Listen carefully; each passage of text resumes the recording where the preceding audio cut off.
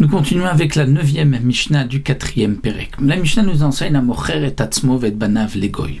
Celui qui se vend, lui et ses enfants, à un non-juif. Il se vend en tant qu'esclave. En podimoto. On ne le rachètera pas.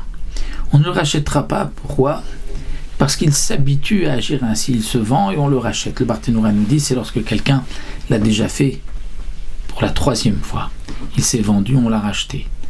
Il s'est revendu une 2e fois, on l'a racheté. Il se revend une 3e fois. Donc là, les Chachamim ont dit, on ne le rachète pas, sinon il prend l'habitude de se vendre pour qu'on le rachète. Mais ses enfants, Podim et Tabanim Lachar Mitataviem, après le décès du père, on rachètera ses enfants. Pas avant le décès du père, parce que sinon le père va encore une fois les vendre. Mais après le décès du père, puisque les enfants ne sont pas responsables que leur père les a vendus, donc on rachètera les enfants pour qu'ils ne restent pas non parmi les non-juifs, pour qu'ils ne restent pas après le décès du père et qu'ils risquent donc de s'assimiler avec les non-juifs chez qui ils sont. La Mishnah continue et nous enseigne le din suivant. Mocher et tzadéou legoy. Si quelqu'un vend son champ à un non-juif. Alors nous avons plusieurs versions dans la Mishnah. Nous allons suivre la version qui est la plus simple. Lokeach umevi mimenu bikurim. La Mishnah vient nous dire, c'est ce que le Barthénoura a comme nirsa.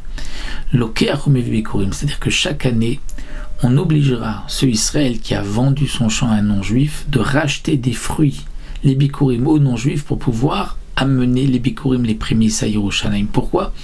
Mipnei tikkun haolam. Pour ne pas que cet homme prenne l'habitude de vendre, qu'on prenne l'habitude de vendre un terrain en Eretz Israël à un non-juif.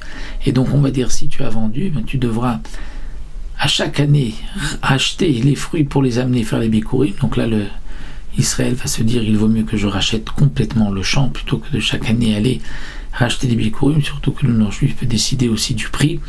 Donc pour cela qu'on va dire, tu dois acheter chaque année les bikurim afin que un homme ne prenne pas l'habitude de vendre son champ en Eretz Israël à des non-juifs.